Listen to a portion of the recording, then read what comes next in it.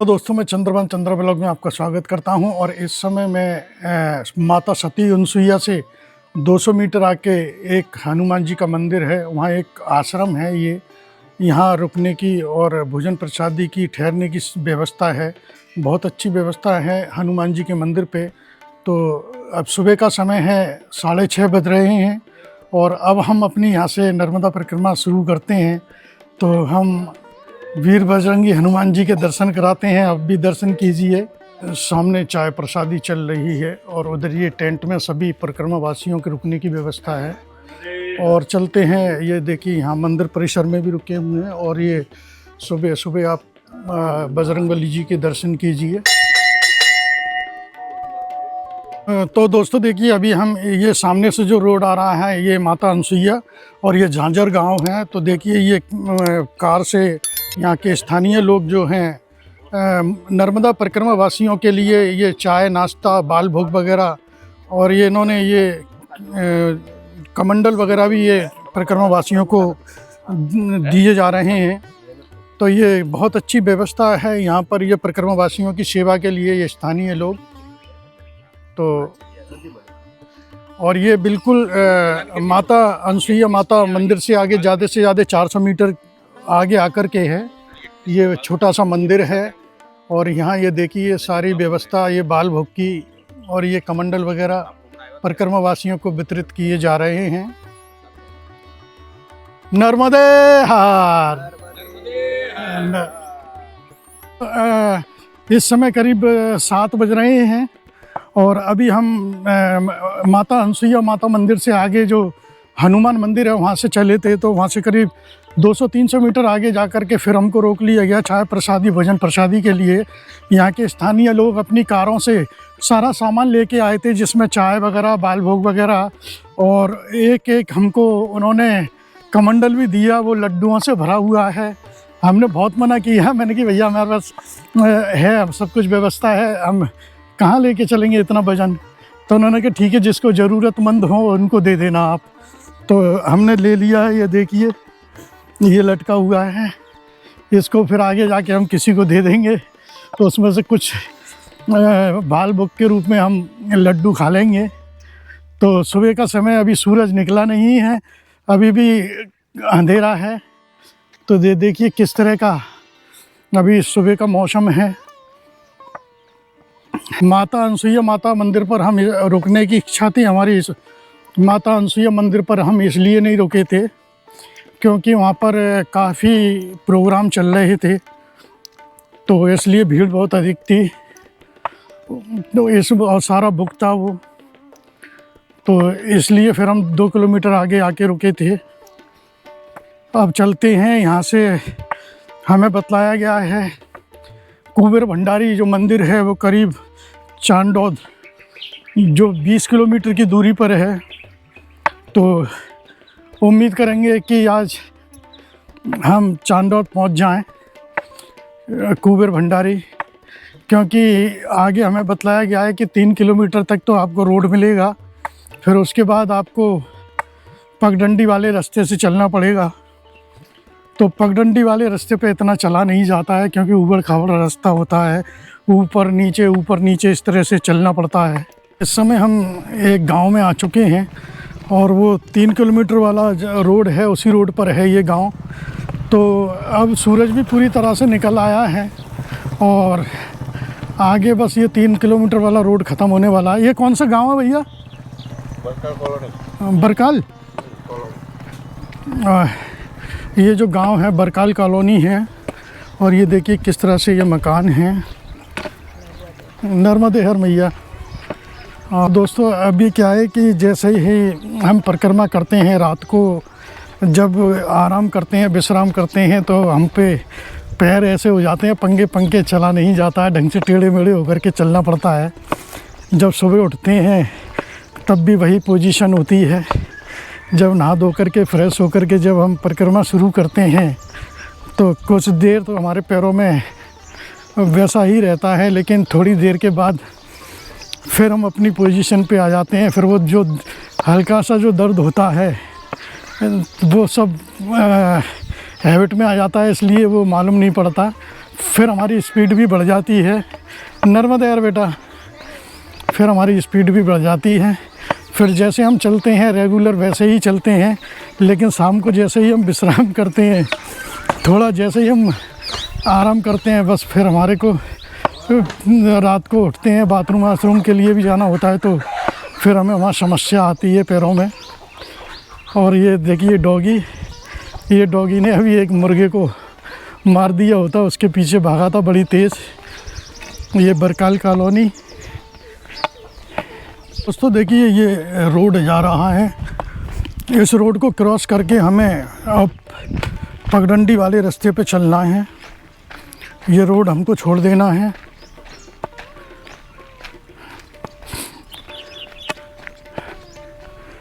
अब ये पगडंडी वाला रास्ता हमें अब अपनाना है। तो देखते हैं ये कच्चा रास्ता हमें कितनी दूर और कहाँ तक लेके चलता है।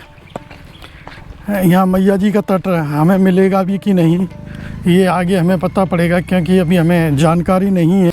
तो अब हम कच्चे रास्ते पर आ गए हैं दोस्तों, और कुछ परिक्रमावासी मेरे आगे भी जा रहे हैं, वो काफ़ी दूर हैं, मेरे कैमरे में नहीं आएंगे अभी साफ, क्योंकि कुछ मौसम भी ऐसा है। और ये देखिए धूप अब पूरी तरह से निकल आई है, और हमेशा की तरह कच्चे रास्ते पर झंडियाँ लगी हुई हैं। झंडियों का आपको मैंने बता ही चुका हूँ कि एक पहचान होती है कि ये परिक्रमा मार्ग है, आप इस रास्ते से चलिए। अगर ये झंडी वाला मार्ग छोड़ देते हैं तो आप भटक जाओगे। ये देखिए झंडी लगी हुई है पूरे रास्ते पर। तो जिस रास्ते पे हम चल रहे हैं ये रास्ता तो नहीं है, ये खेत हैं, केले की खेती है। तो हो सकता है कि रोड वाला रास्ता लंबा हो और इसलिए ये यहाँ के गांव के लोगों ने ये रास्ता परिक्रमा वासियों के लिए बना कर दिया हो कि आप यहाँ से निकल सकते हैं। तो मैं दिखाता हूँ, देखिए किस तरह से हम यहाँ इन रास्तों से निकल रहे हैं। ये जो पाइप जा रहे हैं ये केले की खेती में इस्तेमाल होता है, क्योंकि जो पानी दिया जाता है वो जड़ों में दिया जाता है। ये देखिए ये जो पाइप जा रहे हैं नीचे, ये केले की खेती है, तो नीचे जड़ों में पानी दिया जाएगा। और शुक्र है इन गांव वालों का, धन्यवाद देते हैं कि इन्होंने हमें अपने खेतों से निकलने के लिए ये रास्ता दिया। मंदिर है, इस मंदिर पे चलते हैं, ये यहाँ से हमें रास्ता मालूम पड़ जाएगा किधर जाना है। दर्शन करेंगे यहाँ।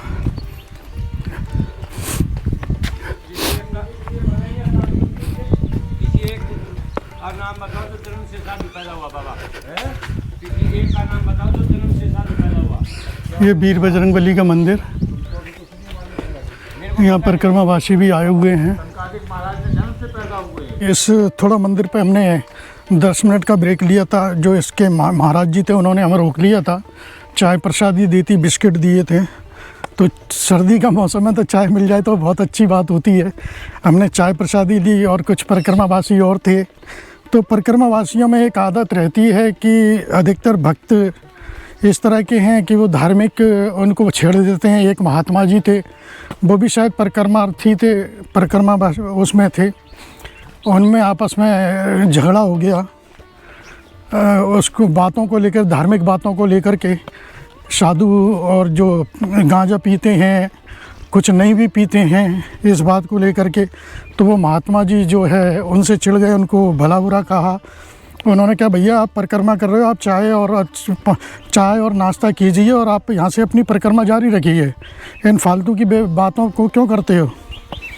तो और हर आदमी अपना अपना ज्ञान पेलता है कि मुझसे ज़्यादा होशियार कोई नहीं है, मुझसे ज़्यादा कोई जानता नहीं है।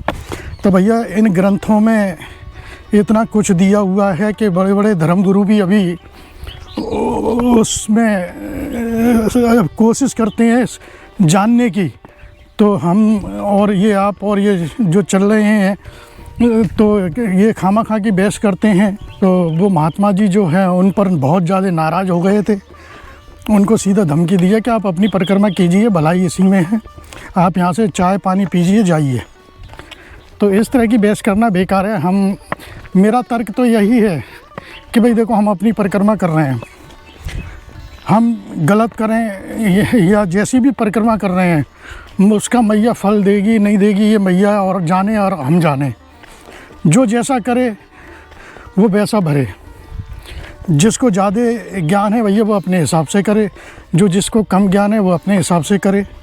बस ये कि अपना मैया जी का, भगवान का नाम लीजिए और अपने रास्ते पर, अपने परिक्रमा पथ पर आगे बढ़ते रहिए। इन फालतू की बातों से बचिए, किसी से बहस मत करिए कि नहीं साहब ये ऐसा था, वो वैसा था, उस ग्रंथ में ये दिया हुआ है, उसमें ये दिया हुआ है। तो इन बातों से बचिए। अब यहाँ से ये एक पगडंडी, ये दगरा वाला है, इस पे हालांकि रोड था कि रोड होगा किसी समय। ये देखिए गिट्टियाँ हैं, लेकिन डाबर सारी गायब हो चुकी है, गिट्टियाँ रह गई हैं। और एक मैया हमसे आगे चल रही हैं, उन्होंने भी चाय प्रसादी ली थी उस मंदिर पे। बहुत घना जंगल है ये, और रास्ता भी ये सीधा नहीं है, कभी ऊंचा कभी नीचा, कभी पहाड़ी पे चढ़ना। तो देखिए कितना नीचे ये जाना पड़ेगा हमें, फिर वहाँ से ऊपर चढ़ना है। नर्मदे हर, नर्मदे हर, नर्मदे हर, नर्मदे हर। कोई एक नाला टाइप का है, कैनाल टाइप का है ये, इसको रास्ते को बनाया गया है परिक्रमा वासियों के लिए।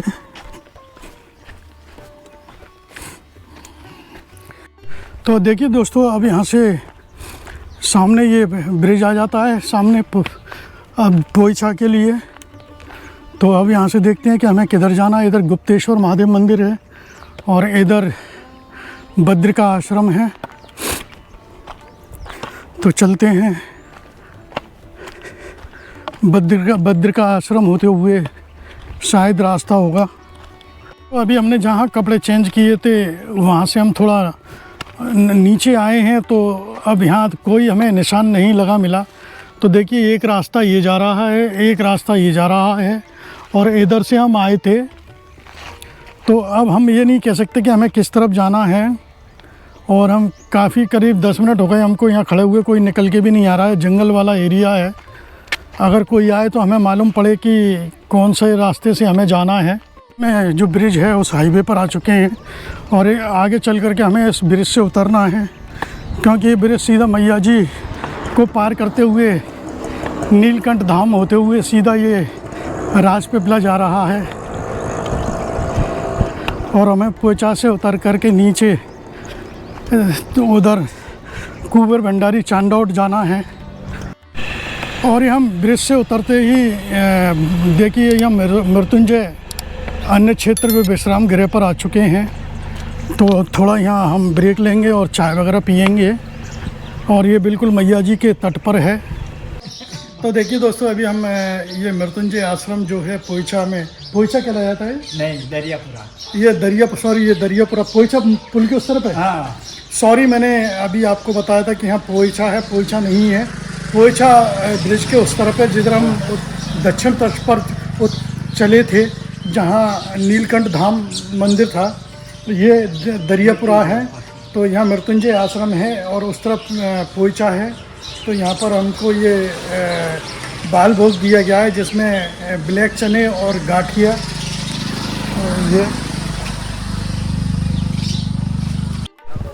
ये सामने बद्रिका आश्रम, यहाँ सारी व्यवस्था है परिक्रमा वासियों के लिए निवास एवं भोजन की। तो चांदौद के लिए इधर जाना है हमें। ये परिक्रमा मार्ग यही है। हाँ ये।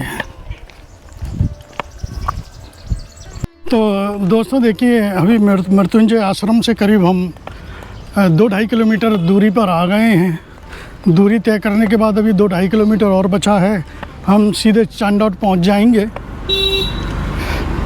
चांदौद हम रुकेंगे एक किसी आश्रम में, जहाँ पर हम सुबह नहाए थे। वो कपड़े वगैरह हमें सुखाने हैं।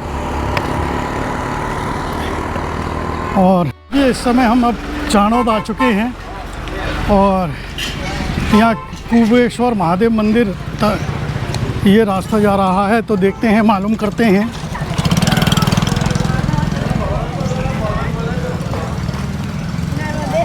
नर्मदे हर। देखिए इस समय हम चाणोद से निकल कर के ये एक शॉर्ट रास्ता है, क्योंकि मैं पहले भी ये मेरा देखा हुआ रोड है। पहले मैं साइकिल से आया था 23 और 24 में, तो इस रास्ते के द्वारा हम कुबेर भंडारी चलते हैं, वहीं रुकेंगे, वहीं विश्राम करेंगे। और कुबेर भंडारी यहाँ से करीब करीब 3 किलोमीटर की दूरी पर है। तो दोस्तों देखिए अभी हम चाणोद गांव से निकल के आए हैं, तो ये एक शॉर्ट रास्ता है। इस जंगल वाले रास्ते से हम निकल रहे हैं और ये बराबर में एक नदी आती है, नदी का नाम तो मुझे नहीं मालूम है।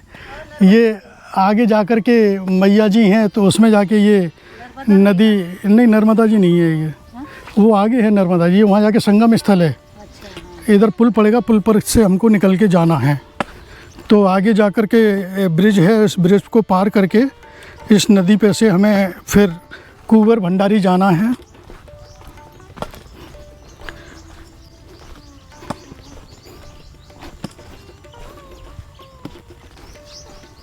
ये चाणोद से आगे जो ओसरंग नदी पड़ती है, ओसरंग नदी को हम इस समय पार करते हुए जा रहे हैं। और यह देखिए सामने दिखाई ना दे रहा हो, सामने मैया जी नज़र आ रही हैं और ये ओसरंग नदी का वहाँ संगम स्थल है। तो ओसरंग नदी जो है संगम स्थल बिल्कुल कुबेर भंडारी के पास में है। तो अब हम चलते हैं कुबेर भंडारी और ये ओसरंग नदी।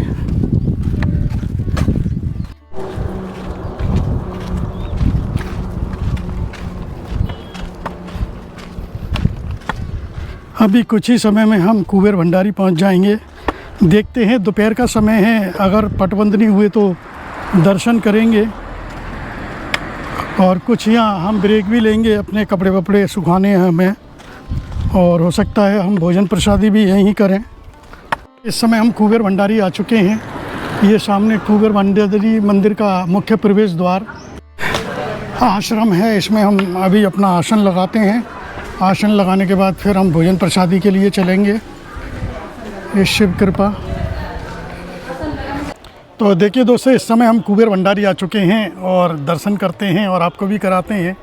और ये मेरे पीछे देख रहे हैं मैया जी, और सामने देखिए बिल्कुल ये कुबेर भंडारी। और दूसरी तरफ जो है, जब हम दक्षिण तट पर चल रहे थे तो नीलकंठ जो धाम है पोइचा में, वो यहाँ से दिखाई देता है। वो अभी मैं जूम करके आपको दिखाता हूँ, लेकिन क्या है कि सूरज की रोशनी पड़ रही है, हो सकता है कि वो साफ़ नज़र नहीं आए, काला काला नज़र आएगा। ये मैया जी, और ये सामने देखिए नीलकंठ धाम।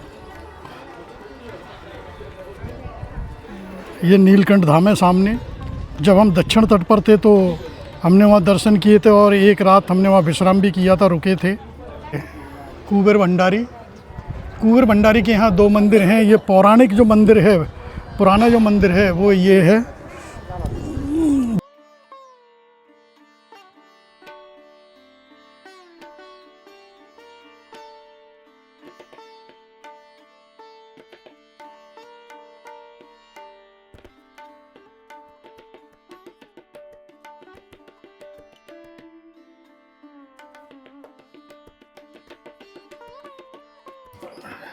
दर्शन करने चलते हैं, लेकिन अंदर वीडियो फोटोग्राफी वर्जित है। बस हम यहीं तक आपको दिखा सकते हैं।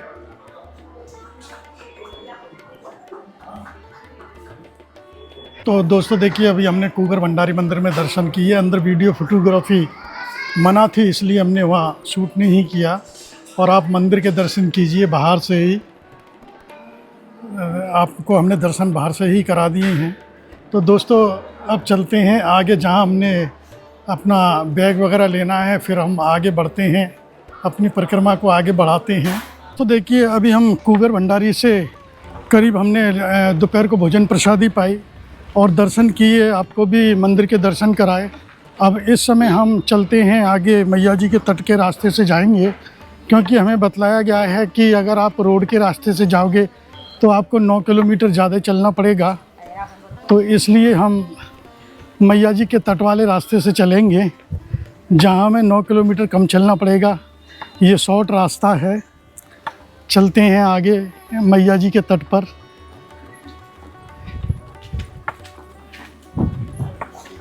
तो देखिए, इस समय हमने एक हाईवे आ गया था, वो हमने छोड़ दिया है। वो हाईवे सीधा जाता है, रोड जाता है सीधा बड़ौदा हाईवे पर, जहाँ से फिर 12 किलोमीटर वहाँ हाईवे से वहाँ चलना पड़ता है आपका तिलकवाड़ा के लिए। और यहाँ से इस रोड के द्वारा बाई जो बड़ौदा हाईवे है वहाँ भी करीब 10-12 किलोमीटर जाना पड़ता है। तो इसलिए हम शॉर्ट वाले रास्ते से चलेंगे मैया जी के तट पर। और ख़ासकर मैया जी के तट पर चलने का तो अपना एक अलग ही आनंद है। रोड पर चलने में उतना वो नहीं है। रोड पर तो हैवी वाहन भी चलते हैं, तो वहाँ तो हमें बहुत परेशानी होती है। तो ये देखिए, इस समय मैया जी के तट पर जब चलते हैं तो अधिकतर इस तरह का जंगल वाला रास्ता होता है। और अभी मैया जी के तट पे आ जाएंगे तो और ही अच्छा लगेगा। आ जाएगा। और ये मैया जी पूना से हैं। इनके साथ वाले नर्मदे यार, इनके साथ वाले जो हैं आगे जा चुके हैं।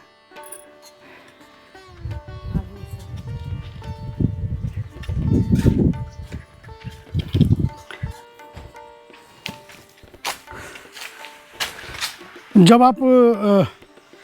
आप गरणेश्वर पहुंचोगे ना, गरणेश्वर मैया जी के तट के द्वारा, फिर उसके बाद आपको रोड पर ही चलना है काफ़ी कई दिन तक। क्योंकि वहाँ पर फिर वो आगे वो डैम आ जाता है ना, सरदार सरोवर डैम, तो उसका जल भराव रहता है। वो सारे रास्ते डूब गए हैं पानी में। तो आपको फिर वहाँ रोड पे चलना है पड़ेगा। जंगल वाला रास्ता भी, लेकिन रोड मिलेगा बढ़िया।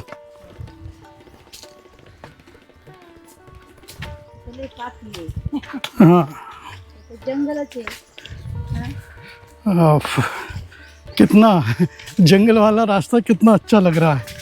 ये इस गांव में ये सरोवर है और इस जगह कितना बेहतरीन व्यू आपको देखने को मिलेगा। और लेकिन हम करीब 2-2.5 किलोमीटर चले आए हैं और यहाँ दूर दूर तक कोई नज़र नहीं आ रहा। किसी से हम रास्ता भी नहीं पूछ सकते। ये देखिए, गांव है, गांव में भी कोई दूर दूर तक नज़र नहीं आ रहा है। ये सिर्फ एक मोटरसाइकिल वाले निकले हैं हमारे आगे। सभी लोग अपने अपने घरों में कैद हैं। कौन सा गांव है दादा ये? बढ़िया गांव है ये। बढ़िया गांव से निकलते हैं। अब इससे अगला कौन सा आएगा? अच्छा, कितना दूर है? 4 किलोमीटर।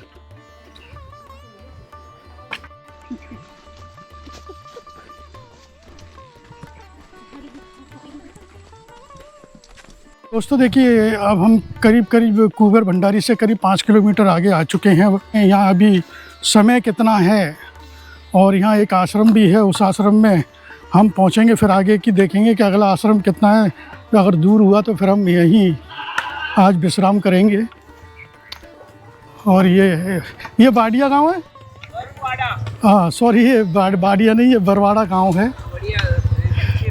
बढ़िया गांव, बढ़िया। हाँ, बढ़िया गांव पीछे रह गया। बरवाड़ा, ये बरवाड़ा गांव है। और ये देखिए सामने मैया जी का तट, और इसमें आश्रम है। उस आश्रम में पहुंचते हैं। आज हम यहीं विश्राम करेंगे। कितने सालों से मैं इंतजार कर रहा था प्रभु, आप दर्शन देने में देरी कर दी प्रभु। आइए प्रभु, आइए मेरे राम। कितने सालों से मैं इंतजार कर रहा था आपका प्रभु। नर्मदे है। अंदर आसन लगाओ, यहाँ जल पानी है, पीछे टॉयलेट बाथरूम है। अपना आनंद खुद लीजिए। नर्मदे हर महाराज। तो दोस्तों देखिए, इस समय 5 बज रहे हैं और अब इससे आगे हम इसलिए नहीं जा रहे हैं कि पता नहीं आश्रम कितना आगे है। और ये रास्ते से हम आए थे, ये बरवाड़ा गांव है और यहाँ पर ही ये आश्रम है। माँ नर्मदे हर।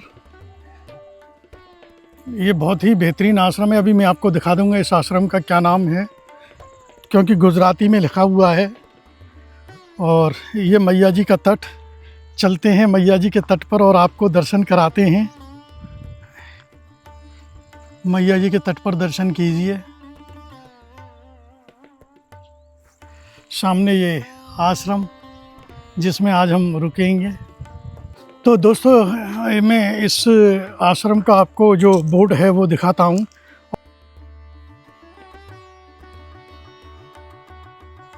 और ये देखिए खुले में बिल्कुल आश्रम है। यहाँ लेट बाथरूम की सुविधा है, कपड़े धोने की सुविधा है, नहाने धोने की सुविधा है। और बिल्कुल ये मैया जी के तट पर आश्रम है।